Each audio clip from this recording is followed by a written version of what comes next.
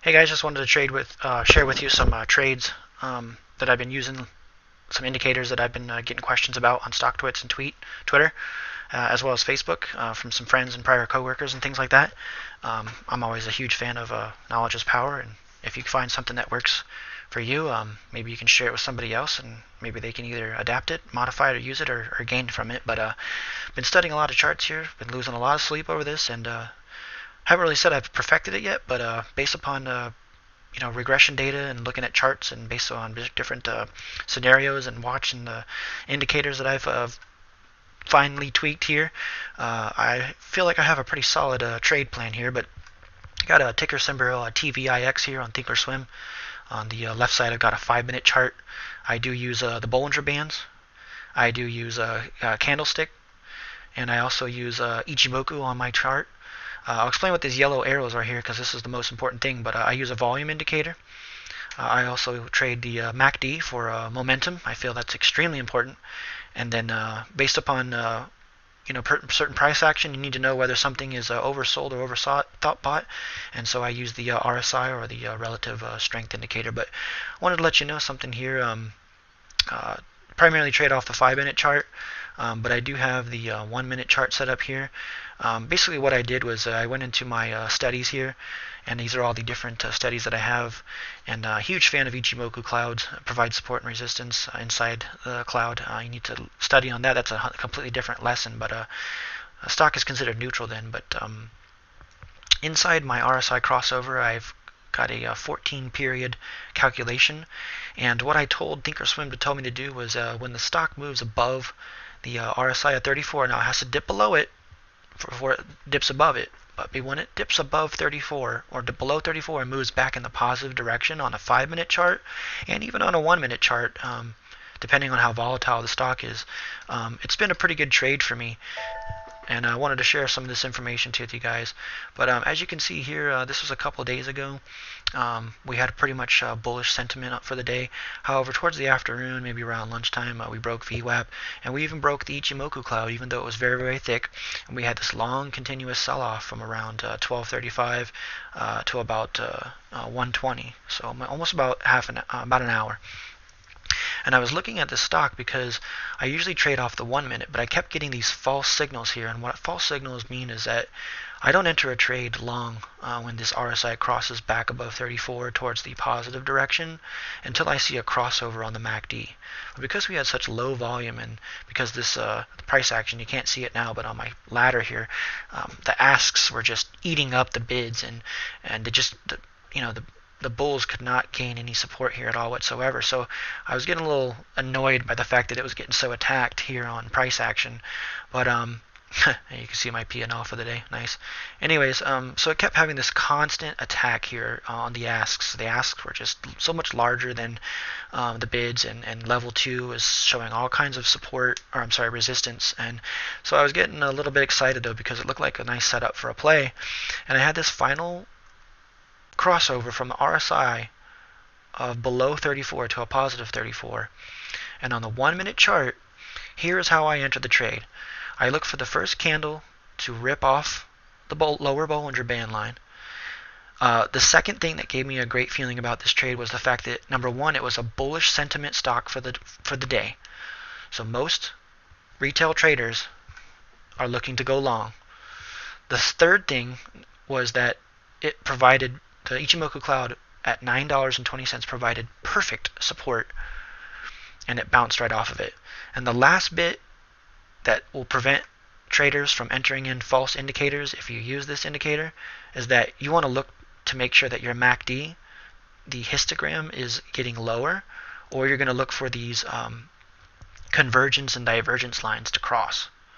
So once these convergence lines and divergence lines cross, and you've got that indicator that the RSI has popped back above 34, that's where you should enter the trade. So for this one, to me, the most interesting thing was I entered the trade here at 9:29, 9:30, and my stop was at $9.20. So if this would have failed and reversed back below 9:20, and continued in a further downward direction, I was going to be out of the trade completely. But because it had great support on level 2 as well, that's the most important thing I watch once I enter the trade, I knew that my next level of resistance was going to be this Ichimoku cloud here at 935.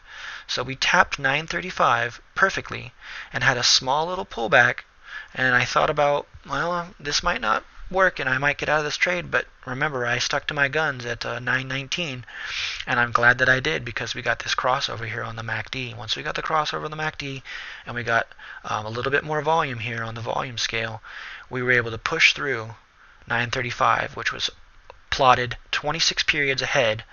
You need to look up Ichimoku clouds as a completely different lesson, but 26 periods ahead at 935 provided resistance, and we were able to break through. Once we broke through 935, 936, I knew my next level of resistance was going to be the VWAP.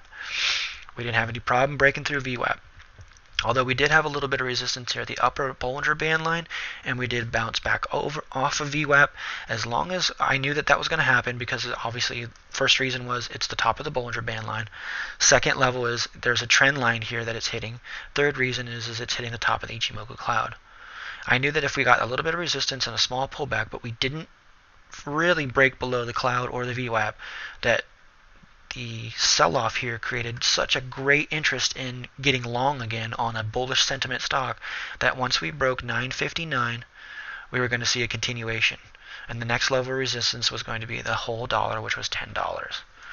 So that for me was an amazing trade. Let me show you another example. Okay, we finished high on the day. We had a gap up.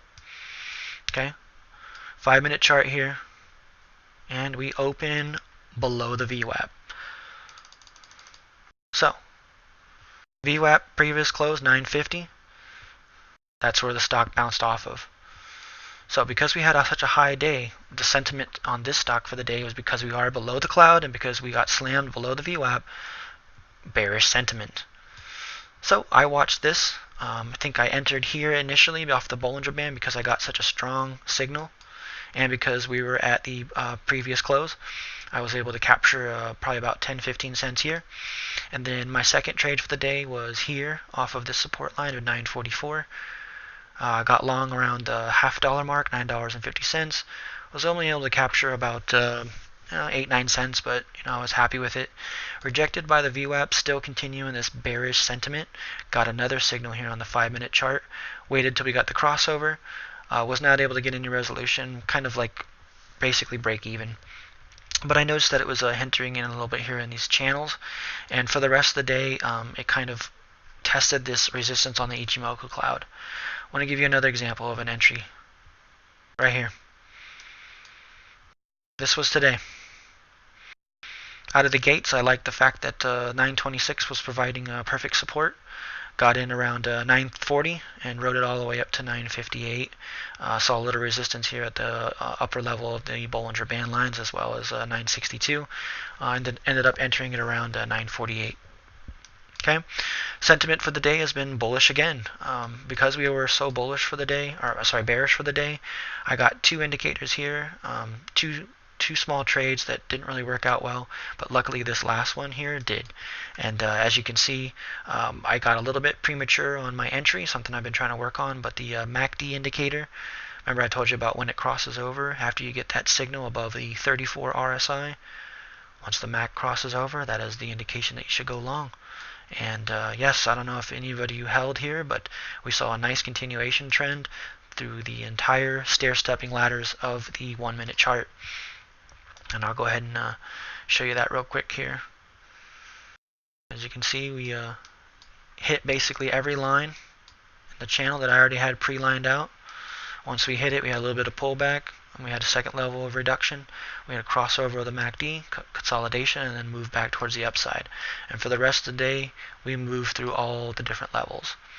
So hopefully the first part of this video, if I went a little bit fast, you can rewind it, and you can understand that on my Thinkorswim I use a study of RSI crossover, and anything that goes above 34, I put a yellow arrow on it, and as long as I see a crossover on the MACD that is an indication to me that I should go long and use the stop at the low of that breakdown.